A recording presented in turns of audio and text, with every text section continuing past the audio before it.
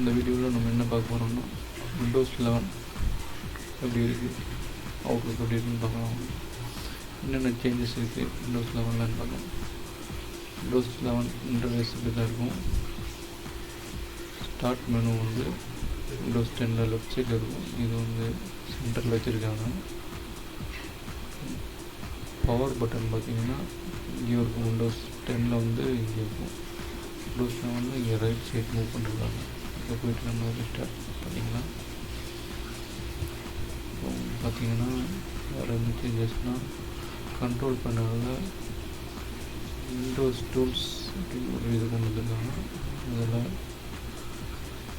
Tools எல்லாம் போட்டிருக்காங்க.